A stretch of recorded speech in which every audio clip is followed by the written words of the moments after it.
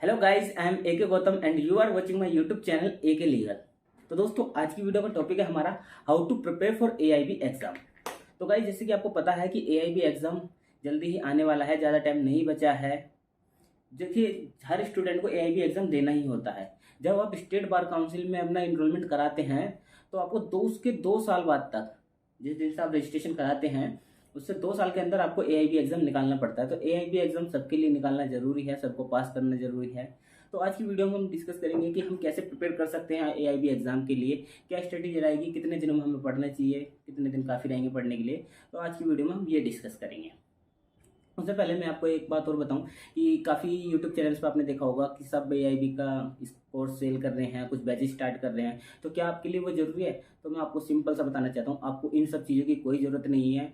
आप बिना कोई कोर्स लिए, बिना कोई बैच स्टार्ट किए, आप सेल्फ स्टडी करके ही एआईबी एग्ज़ाम इजीली निकाल सकते हैं। बहुत कोई हार्ड एग्ज़ाम नहीं है ये, बहुत ईजी सा एग्ज़ाम है। और आप बस थोड़ा सा पढ़ के, अगर आपका देखिए सेमेस्टर में आपके अच्छे बड़े हैं, अच्छे नंबर हैं, आपको थोड़ी सी नॉलेज है लोगी, तो आपको शायद पढ़ने की जरूरत ना पड़े, वरना फिर भी एक बहुत छोटी सी तैयारी करके आप एग्जाम को निकाल सकते हैं। तो इसलिए बैचेस वगैरह और कोर्स वगैरह में आप बेफालतू के पैसे वेस्ट ना करें और थोड़ा सा खुद पढ़ के एग्जाम को आसानी से निकाल सकते हैं।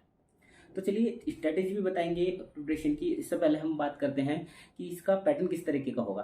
तो एग्ज़ाम जो है उसमें 100 क्वेश्चन आएंगे, आपको 3 घंटे मिलेंगे। और लो के काफ़ी सारे सब्जेक्ट आएंगे इसमें। लो के लगभग आएंगे इसमें 19 सब्जेक्ट आएंगे, 19 सब्जेक्ट से इसमें क्वेश्चन आएंगे। और इसमें 100 क्वेश्चन आएंगे। 100 क्वेश्चन आपको, 100 में से आपके पासिंग मार्क्स क्या होंगे? पासिंग मार्क्स होंगे आपके 45। पहले जो पासिंग मार्क्स होते थे वो होते थे 40। तो आप 100 में से 40 क्वेश्चन ठीक करके आप इजीली इस एग्जाम को पास कर लेते थे। और अब करने हैं आपको 45। अब देखिए, ये एग्जाम इतना हार्ड नहीं है। ये क्यों है, मैं आपको बताना चाहूँ कि इसमें कोई मेरिट नहीं लगती। ये कोई जॉब के लिए एग्जाम नहीं है, जुडिशरी लेवल का एग्जाम नहीं है। बहुत हल्का सा सिंपल सा एग्जाम होता है, बस आपको ये क्वालिफाइंग करना है। ये एक तरीके से क्वालिफाइंग एग्जाम है जो हर लो स्टूडेंट को करना पड़ेगा जो प्रैक्टिस करना चाहता है। देखिए, एक चीज़ मैं समझाता हूँ आपको कि आप क्रिकेट देखते होंगे। तो क्रिकेट में कोई 102 मीटर का छक्का मार रहा है और कोई 75 मीटर का छक्का मार रहा है, तो दोनों को मिल 6 रन ही रहे हैं।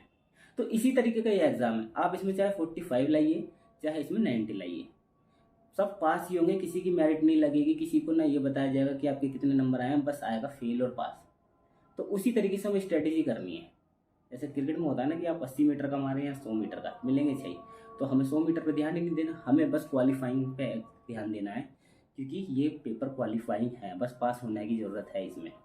तो हमारा टारगेट ये होना चाहिए कि इसमें 45 नंबर हमें कैसे लाने हैं। और अगर आपकी कैटेगरी SC या ST है तो उसमें आपको रिलैक्सेशन मिल जाएगा, आप 40% पे भी पास हो जाएंगे। तो चलिए, इसकी तैयारी बताते हैं कैसे करनी है। तो सबसे पहले देखिए, लॉ के जो मेजर सब्जेक्ट हैं इसमें कुछ, जैसे कि आपका IPC, constitutional law, CRPC and CPC and evidence act और फैमिली लॉ। ये कुछ 5-6 सब्जेक्ट हैं जो इसमें मेजरली पूछे जाएंगे। अगर आप ये 4-5 भी तैयार कर लेते हैं ढंग से तो आपका एग्जाम निकल जाएगा। क्योंकि 50% जो पेपर है वो इन 4-5 सब्जेक्ट से ही आने वाला है। 5-6 सब्जेक्ट जो है ये, इनमें से ही क्वेश्चन फ्रेम होने हैं। बाकी सब्जेक्ट से भी क्वेश्चन आएंगे, पर वही 2 क्वेश्चन या 4 क्वेश्चन इस तरीके से आएंगे। तो आपको इन सब्जेक्ट्स पे ज़्यादा फोकस करना है। अब देखिए, क्या इन्हें डीपली पढ़ना पड़ेगा आपको? तो डीपली पढ़ने की जरूरत नहीं है, क्योंकि अगर आप एक सब्जेक्ट को डीपली पढ़ेंगे तो उसमें तो काफ़ी टाइम लगेगा।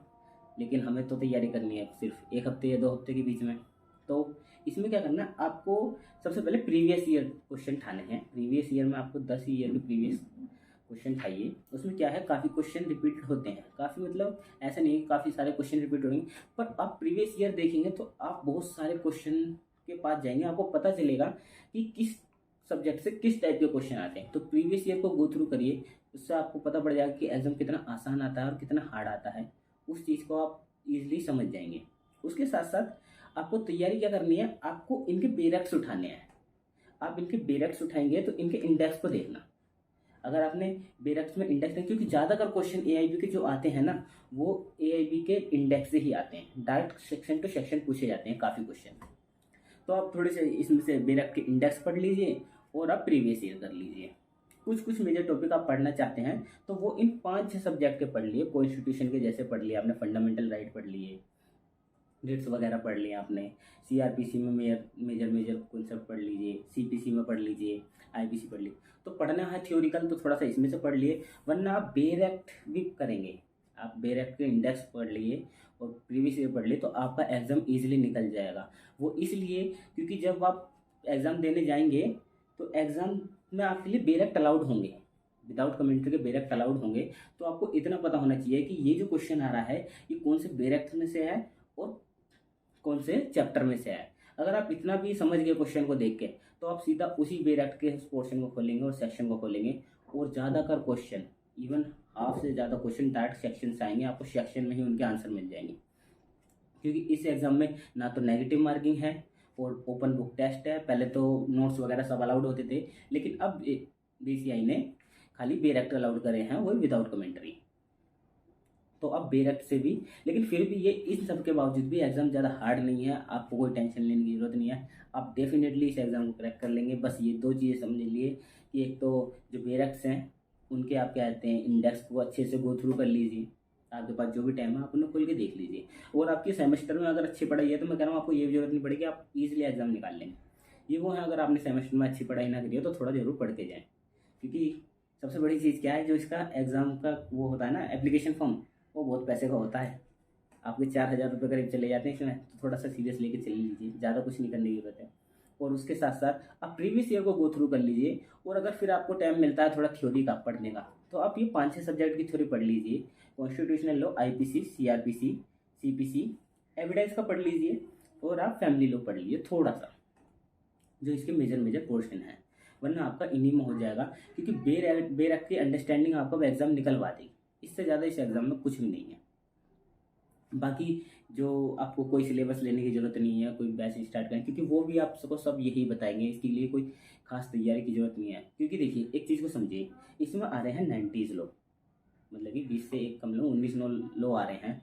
तो अगर आप इसकी तैयारी करेंगे तो आपको 19 लो पढ़ने में बहुत टाइम लगेगा। क्योंकि एलएलबी में भी आपने अगर 3 ईयर एलएलबी करी होगी तो वहाँ भी आपको 30 सब्जेक्ट पढ़ाते हैं।